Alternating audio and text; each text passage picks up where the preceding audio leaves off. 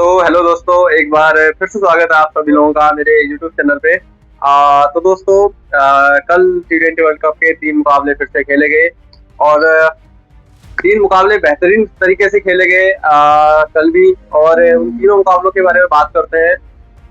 सबसे पहले जो कल मुकाबला खेला गया वो खेला गया साउथ अफ्रीका वर्सेज अफगानिस्तान। एक बेहतरीन मुकाबला और मतलब वन ऑफ द बेस्ट मुकाबला जो था अभी तक क्या मुझे लगता है ये पूरे वर्ल्ड कप का सबसे बेस्ट मुकाबला भी हो सकता है, क्योंकि जिस तरह से इस मुकाबला मतलब जिस तरह से ये मुकाबला हुआ, दो दो सुपर ओवर हुए, एकदम नेक्स्ट लेवल की एंटरटेनमेंट थी इस मुकाबले में।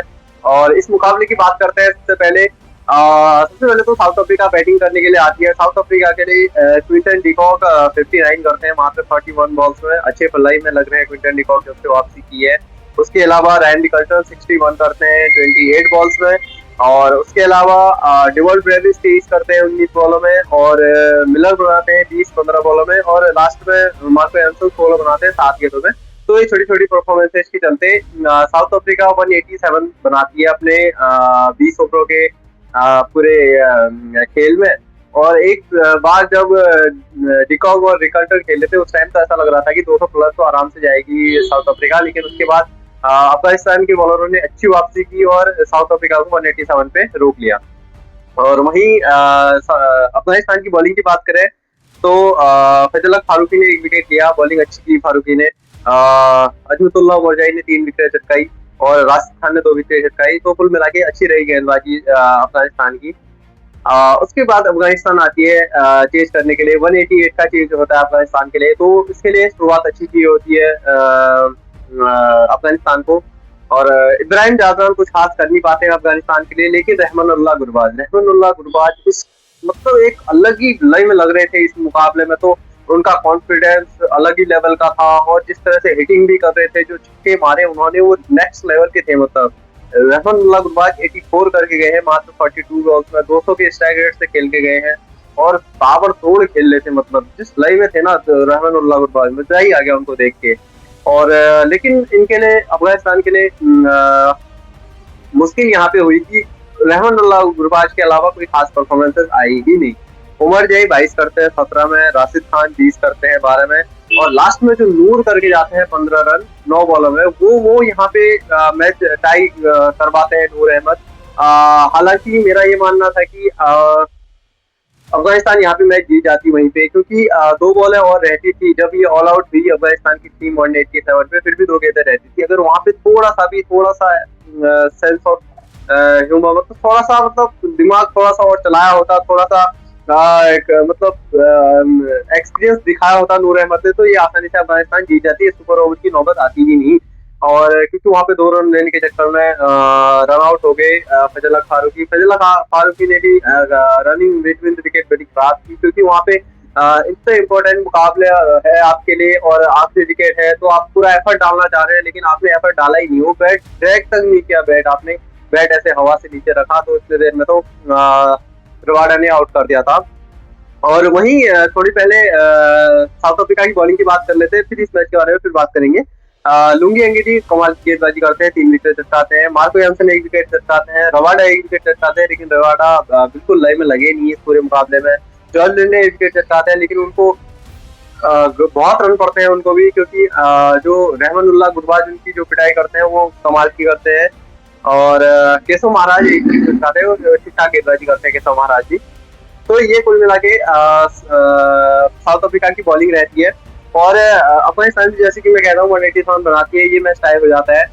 उसके बाद होता है सुपर ओवर में अफगानिस्तान आती है बैटिंग करने के लिए। सुपर ओवर में अफगानिस्तान 17 रन बना देती है। और तो 17 रन मतलब सुपर ओवर में अच्छे खासे रन होते हैं और 18 रन का टारगेट। वहीं साउथ अफ्रीका आती है वो चेज करने के लिए सुपर ओवर में। और वहां पे मिलर और ब्रेविस आते हैं। ब्रेविस एक छक्का मारते हैं, उसके बाद ब्रेविस आउट हो जाते हैं। फिर आते हैं क्रिस्टन स्टफ आते हैं। लास्ट बॉल में चाहिए होता है सुपर ओवर के 7 रन चाहिए होता है जीतने के लिए। मतलब जीत तो साउथ अफ्रीका के लिए इम्पॉसिबल थी वहां पे, लेकिन छक्का पड़ता तो टाई हो जाता सुपर ओवर भी। वहां पे फैजल हक फारूकी से गलती होती है। पूरा वो 5 गेंद अच्छी की थी, लेकिन थोड़ी सी गलती होती है। यॉर्कर मिस करते हैं, लो फुल टॉस होती है। वहां पे स्टफ से एक बेहतरीन छक्का मारते हैं बिल्कुल सीधा मारते हैं बिल्कुल, और बेहतरीन सिक्स मारते हैं, वहां पे वो सुपर ओवर टाई हो जाता है। उसके बाद होता है दूसरा सुपर ओवर, फिर आती है साउथ अफ्रीका बैटिंग करने के लिए। ऐसा रूल होता है कि एक बार ये वाली टीम आएगी, एक बार ये वाली टीम आएगी। तो इस बार साउथ अफ्रीका पहले बैटिंग करने के लिए आती है। साउथ अफ्रीका के लिए ओपन करने के लिए स्टब्स और डेविड मिलर आते हैं, ये दोनों आते हैं बैटिंग करने के लिए।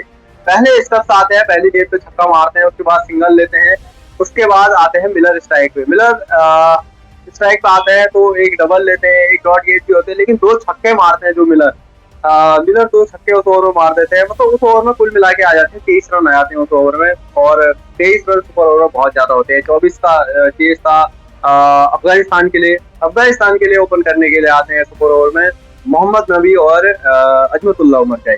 मोहम्मद नबी स्ट्राइक पे होते हैं, पहली गेंद मिस कर जाते हैं, दूसरी गेंद पे आउट हो जाते हैं। 24 का चेज है, आप दो गेंदें खराब कर देते हैं, कहने का मतलब। मैं ये डिसीजन थोड़ा सा मुझे बड़ा अजीब सा लगा कि मोहम्मद नबी को भेजा क्यों, जब रहमानुल्लाह गुरबाज इतने बढ़िया फॉर्म में है, पूरे मैच में इतना अच्छा खेला उन्होंने, तो उनको क्यों नहीं भेजा गया? मोहम्मद नबी को क्यों भेजा गया? उनका तो मैच भी कुछ खास नहीं रहा, कुछ रन कहाँ बनाए उन्होंने, तो उनको क्यों भेजा गया था? मेरे तो समझ से बाहर था। अब हो सकता है कि केशव महाराज बॉलिंग कर रहे थे, तो हो सकता है कि स्पिन को ये अच्छा मारते हैं इसलिए, लेकिन ऐसा जरूरी नहीं है ना। जिसकी फॉर्म आज लगी है उसको भेजना जरूरी होता है। स्पिन को आज रहमानुल्लाह गुरबाज ने कितना बढ़िया खेला, इसमें वो जॉर्ज लिंडे को तो पूरा आड़े हाथों लिया था रहमानुल्लाह गुरबाज ने, तो उनको भेजना चाहिए था। ये गलती हुई वहाँ पे अफगानिस्तान की मैनेजमेंट से। फिर भी यार 24 रन बहुत होते हैं, लेकिन रहमानुल्लाह गुरबाज आए। उसके बाद जो तीसरी गेंद पे छक्का मारा रहमानुल्लाह गुरबाज ने, फिर चौथी में छक्का मारा, पांचवी में छक्का मारा, 3 छक्के लगातार मारे। फिर आखिरी गेंद में किए थे 6 रन जीतने के लिए। फिर महाराज वाइट डालते हैं गेंद, तो एक में 5 किए थे। फिर ऐसा लग रहा था कि एक चौका लग जाएगा तो फिर ये सुपर ओवर भी टाई हो जाएगा, लेकिन ऐसा होता नहीं है। आखिरी गेंद में वो पॉइंट में मिलर के हाथ में कैच आउट हो जाते हैं रहमानुल्लाह गुरबाज, और इस तरह से साउथ अफ्रीका ये फाइनली ये मैच जीत जाती है। बहुत ही ड्रामेटिक मैच होता है ये, लेकिन लास्ट में साउथ अफ्रीका जीत जाती है। अफगानिस्तान ने बहुत बढ़िया लड़े।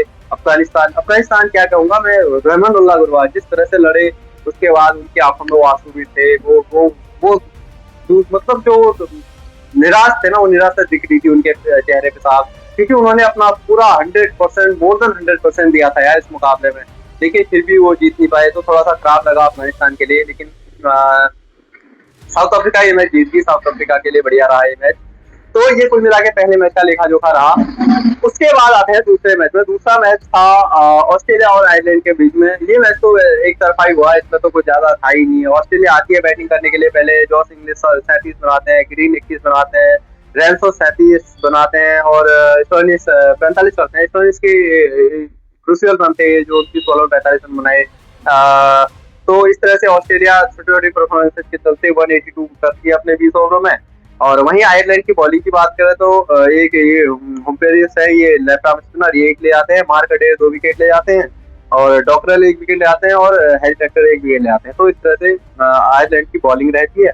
वहीं आयरलैंड आती है 183 का चेज लेने के लिए, लेकिन कोई चलता ही नहीं है। पूरा पूरा मतलब ऑर्डर ही पूरा फेल हो जाता है। इनके कप्तान पॉल स्टेलिंग वो रिटायर आउट हो जाते हैं पहली गेंद के बाद। उसके बाद तो कोई चलता नहीं है। लॉर्गन टकर बनाते हैं 24, लेकिन 27 गेंदों में बनाते हैं।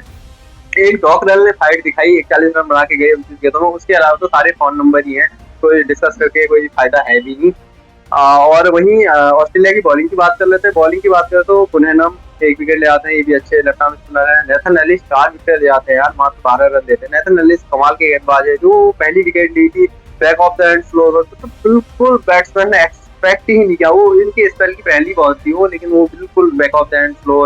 वैसे 140 प्लस करते हैं, लेकिन जब स्लोअर डालते हैं तो 108, 9, 10 इसे डालते हैं, तो मतलब बहुत डिफरेंस है इनकी बॉलिंग में। तो एक कमाल के गेंदबाज है।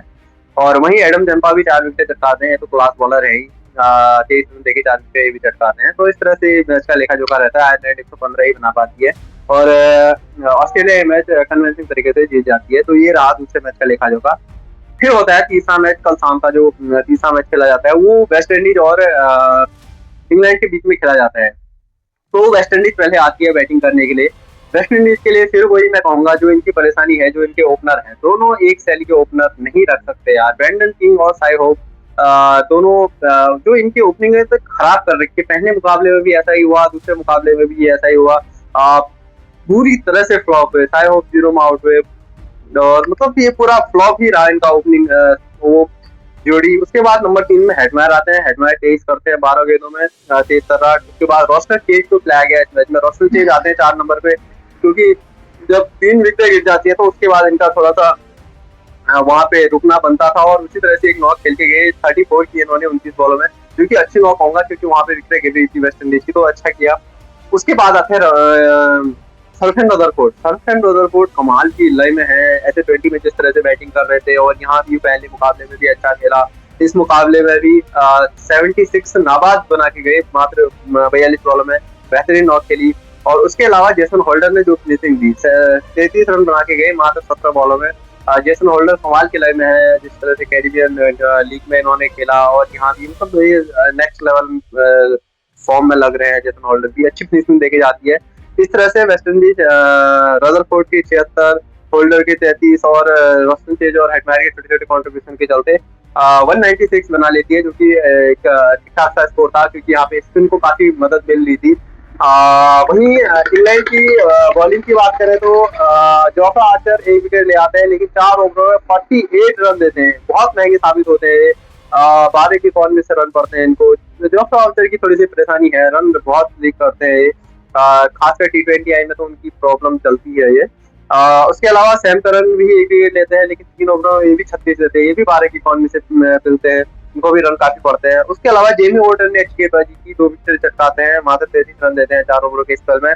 उसके अलावा आदिल रशीद ने बहुत बढ़िया गेंदबाजी की, 2 विकेट चटकाई, मात्र 16 रन दिए अपने 4 ओवरों के स्पेल में। जिस तरह से टर्न हुआ था उनका गेंद, इतना स्लो डाल लेते हवा में, मतलब 60, 62, 65 किलोमीटर पर आवर की स्पीड से जा रही थी उनकी गेंद, मतलब कमाल की गेंदबाजी कर रहे थे आदिल रशीद।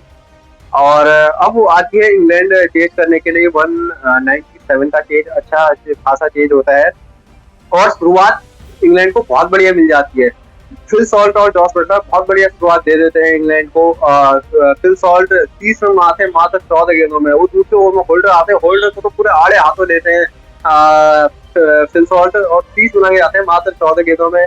और वहीं बटलर की बात करें तो वो भी 21 बनाते हैं मात्र 14 बॉलों में। तो शुरुआत तो बहुत अच्छी मिल जाती है इंग्लैंड को, ऐसा लग रहा था कि आसानी से जीत भी कर जाएगी, लेकिन ऐसा होता नहीं है, क्योंकि फिर परफॉर्मेंसेज आती नहीं है।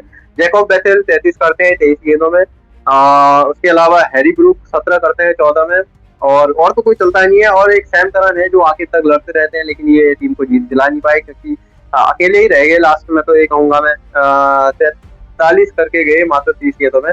तो इनकी अच्छी नॉक थी। वहीं वेस्ट इंडीज की बॉलिंग की बात करना जरूरी है, क्योंकि बेहतरीन बॉलिंग की। अकील हुसैन 1 विकेट चटकाते हैं, लेकिन बॉलिंग बेहतरीन की उन्होंने, क्योंकि उन्होंने मुश्किल ओवर डाले, पहले 3 ओवर पावर प्ले में डाले उन्होंने, जो कि बहुत टफ होता है, जबकि सामने आपके फिल सॉल्ट बटलर जैसे बैट्समैन हो तो बहुत ही टफ होता है, वो अच्छा किया इन्होंने। और रमारियो सेफर्ड भी 1 ले आते हैं, 1 विकेट इंपॉर्टेंट विकेट की वो फ्लिप सॉल्ट की थी, फ्लिप सॉल्ट अगर होते तो इस मैच का नतीजा कुछ और होता। और समाज जोसेफ ने भी 1 विकेट ली, लेकिन जिस तरह से उन्होंने गेंदबाजी की, यॉर्कर में यॉर्कर इतनी ड्यू आ रही थी, लेकिन उसके बाद भी बिल्कुल यॉर्कर नेल कर रहे थे अच्छे से। समाज जोसेफ ने कमाल की गेंदबाजी की, और रोस्टन चेज इन्होंने भी कमाल की गेंदबाजी की, 2 विकेट चटकाई, बहुत बढ़िया गेंदबाजी की इन्होंने भी। और वहीं गुनाकेश मोती इन्होंने भी जबरदस्त गेंदबाजी की, 3 विकेट चटकाई इन्होंने। हालांकि इनको लग नहीं रहा था, मतलब इनकी कंसिस्टेंसी नहीं है इनमें, क्योंकि एक बॉल फुल टॉस डालेंगे, एक शॉर्ट पिच डालेंगे, किधर, लेकिन बीच में एक आधा गेंद अच्छी डालते हैं, और जो एक आधा गेंद अच्छी डालते हैं उसमें विकेट चटकाते हैं। और अक्सर ऐसे गेंदबाजी के साथ ऐसा होता भी है, क्योंकि पहले वेवर्ट लाइन्स होती है इनकी, लेकिन सडनली एक अच्छी गेंद आती है, फिर बैट्समैन वहां पे थोड़ा सा कच्चा खा जाता है। तो गुनाकेश मोती 3 विकेट चटकाते हैं। तो इस तरह से इंग्लैंड ये चीज कर नहीं पाती है, और वेस्ट इंडीज ये मुकाबला जीत जाती है, जो कि बहुत बढ़िया मुकाबला रहा है भी। तो इस तरह से कल के 3 मुकाबलों का लेखा जोखा रहा। और बाकी आज के लिए इतना ही, फिर मिलते हैं अगली वीडियो के साथ, तब तक ख्याल रखिए अपना।